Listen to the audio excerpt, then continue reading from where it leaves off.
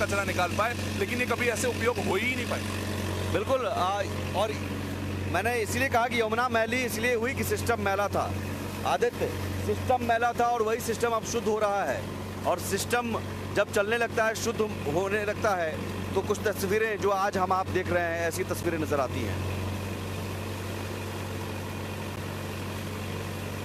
जी बिल्कुल सुमित, आपने सही कहा कि सिस्टम साफ हो रहा है और साफ जो किया गया है वो आप देखेंगे पूरा यमुना उसका जो प्रतीक है, पूरा यमुना जो आप उसका एक उदाहरण के स्वरूप में देख सकते हैं। आप देखेंगे जो कह रहे कचरा कितना निकाला गया, आप वो देखेंगे ये मशीन है, मशीन से जो भी चीज़ें निकाली गई हैं वो आपको यहाँ पर साफ दिखाई देगी। अच्छा, एक चीज़ जो आपने कहा अमोनिया और फॉस्फेट की मात्रा जो कही और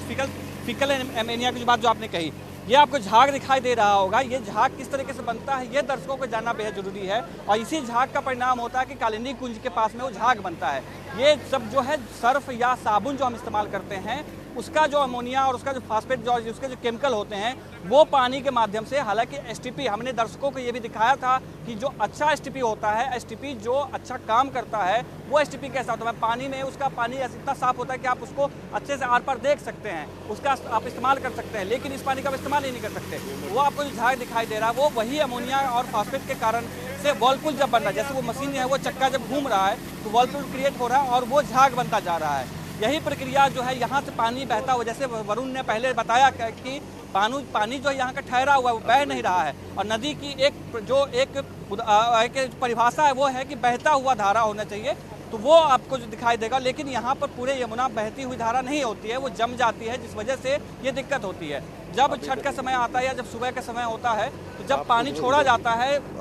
पल्ला से उधर की तरफ वजीराबाद से, तो पानी आगे की तरफ बढ़ता है और पानी आगे की तरफ बढ़ते हुए ये आगे जाता है और जो आपको बैराज दिखता है, यमुना का बैराज जो है कालिंदी पे, उस बैराज पे आकर के पानी फिर से रुक जाता है और जब वो बैराज खोला जाता है उसके बाद जब वो नोएडा की तरफ आगे बढ़ता है तो वो झाग जो है वो दिखाई देता है। ये पूरी प्रक्रिया है और साफ साफ जो है ये घर के जो कचरे हैं या उसका जो सीवेज ट्रीटमेंट प्लांट में नहीं किया जाता है उसके वजह से जो है ये स्थिति उत्पन्न होती है। और जो ज़्यादातर जो है वो टॉयलेट्स के इस्तेमाल वाले पानी की आप समझ लीजिए कि यमुना को बर्बाद करने के पीछे दिल्ली के जो लोग हैं कोई कोर कसर नहीं छोड़ता और जो बचता है वो नेता जो हैं वो खत्म कर देते थे, जिनकी जिम्मेदारी थी कि यमुना को साफ कराया जा सके, जो वादा करके आए थे कि यमुना की जो गंदगी है उसको दूर करेंगे और यमुना को वापस से उसी स्वरूप में लेके आएंगे जो यमुना जिस स्वरूप में पूजी जाती है। हालांकि सनातन धर्म से जुड़ा हुआ नदी है ये, इस वजह से किसी से कोई फर्क नहीं पड़ता, पूजा पाठ फिर भी लोग कर रहे थे। लेकिन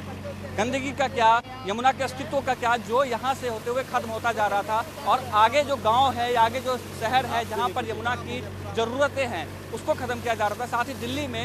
में जो लोगों को बीमार कर रहा था उसका क्या, ये सब सवाल ऐसे थे जो पूछा जाना चाहिए था, जो पिछली सरकार थी और आने वाली जो सरकारें हैं उन सब के लिए भी ये क्वेश्चन है, ये प्रश्न है कि यमुना की स्थिति जस की तस बनी रहेगी या प्रयास जो किया है उसको अंजाम तक जो है वो लेके जाएंगे। अब देखेंगे पूरी यमुना में आप अधिकतर जो है आप कुछ स्थिति ये है कि ठीक ठाक से लोग जो हैं वो आपको दिखाई देंगे, साफ़ सुथरा आपको दिखाई देगा, कचरा हटाया जा रहा है, लगातार जो है साफ़ सफाई की जा रही है। देखिए वहाँ पे कुछ वॉलंटियर्स भी आपको दिखेंगे जो वॉलंटियर्स जो हैं वो साफ़ कर रहे हैं और ये स्थिति जो है हमारे में हमेशा दिखती है। ये जहाँ पर ये जगह जहाँ पे है ये पूरी यमुना होते हुए आपकी आवाज़ में जो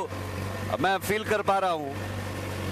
आपकी आवाज़ में एक उम्मीद है और यही उम्मीद मेरी आवाज़ में है और यही दिल्ली वासियों की उम्मीद इस मशीन की आवाज़ में गूंज रही है। मैं बार बार इस मशीन की आवाज़ जो है,